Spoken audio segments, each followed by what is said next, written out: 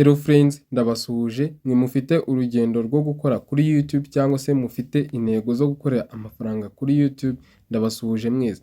Ngiye kubereka rero urugero rw'uburyo umuntu ashobora kwinjiza kuri YouTube n'ingano y'amafaranga ushobora kwinjiza kuri YouTube wenda bijyanye na views ufite. Ngiye kuberekera hamwe uburyo YouTube ikwinjiza amafaranga cyangwa se uburyo ukora amafaranga kuri YouTube bijyanye n'ibyo ukora, video ukora ndetse na views ubona, amasaha ndetse na subscribe. Abantu musanzwe mufite YouTube channel cyangwa se mufite inzozi zo kugera kuri ibi ngibi byo guhembwa kuri YouTube, nkuko mubibona in application murayizi ni YouTube Studio. Nkuko muri kubibona rero hano murabonaho amadolari 20, hano hariho views 29,000. Murumva ni ibintu biri muri range imwe, amadolari 20, views 20,000.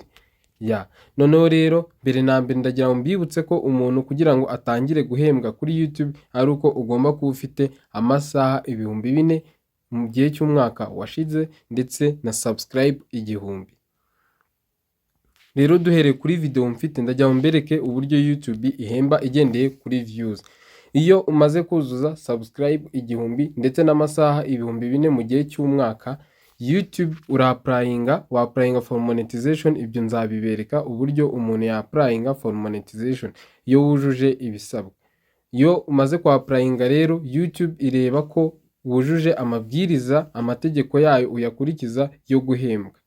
Iyo isanze rero uyakurikiza nibwo bakwemerera none ugatangira guhembwa hano kuri YouTube.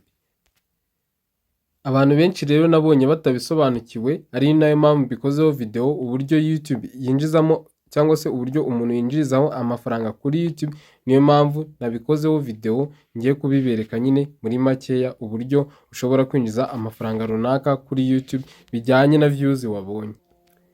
YouTube rero kugira ngo iguhembe igendera ku bintu bitarenze bitatu. Hari ubwoko bwa content ukora ndetse hari views ubona mu gihe watangiye guhembwa ndetse n'igihe abantu bamara bareba video zawe.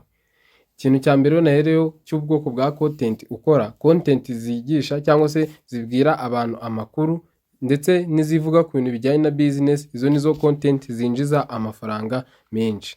Nk'urugero hano murabona maze kwinjiza amadolari 38 niyo mfiteho. None reka mbeho urugero rwa video. Murebye nk'iyi video murabona mfiteho views 5,500. Muri izo views 5,500 ninjijemo amadolari 4.7. Murumva ni hafi n'ubundi amadolari 5. Bivuze ngo ibyo bishatse kuvuga yuko muri views 1,000 n'ubundi ninjizamo amafaranga yenda kungana n'idolari rimwe.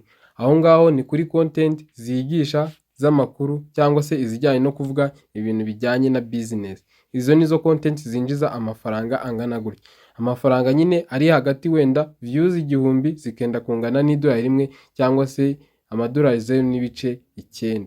None rero hari izindi content nago zinjiza cyane, content zijyanye n'ibintu bya entertainment, ibintu byo gusetsa. Nk'urugero nk'ira content ya Kakajwi, ibintu nyine bijyanye na entertainment by'imyidagaduro, hakazamo n'indirimbo. Izo content nago zinjiza cyane.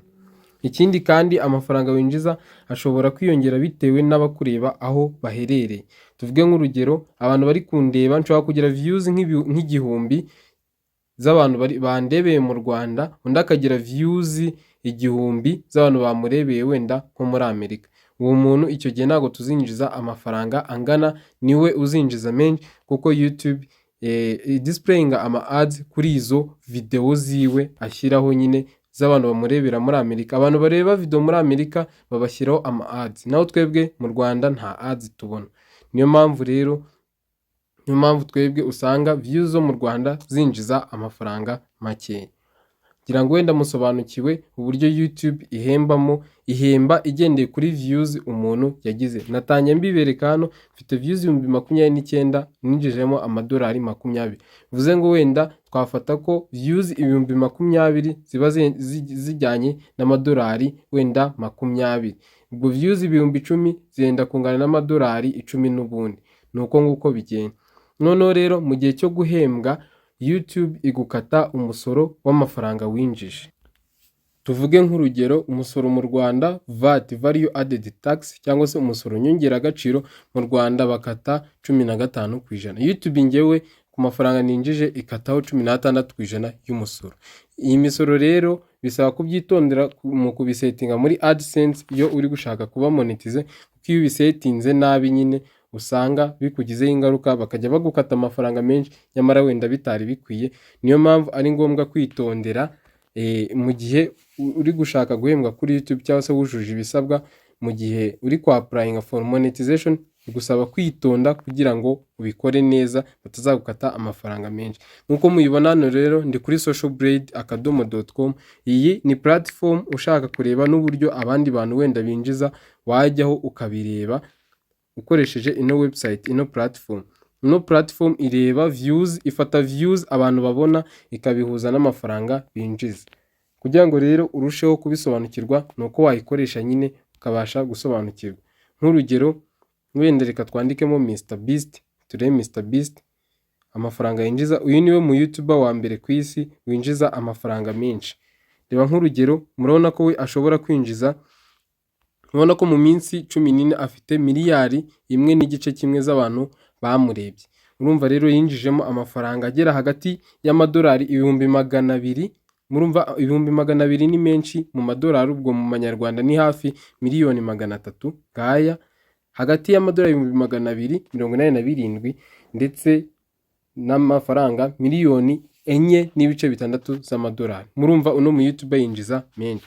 Mushatse mwareba n'abandi ba YouTuber bo mu Rwanda, kawenda dushyiremo Isimbi TV, uraza ugasearchinga hano hejuru nyine ukandikamo YouTube channel ushaka kurebera amafaranga yinjiza. Ya Isimbi TV yarije dore ngiyi nk'urugero, iyi Isimbi TV ya Sabe ndi kubona batayizanye, kanongere nsubiremo wenda twandikemo Isimbi TV.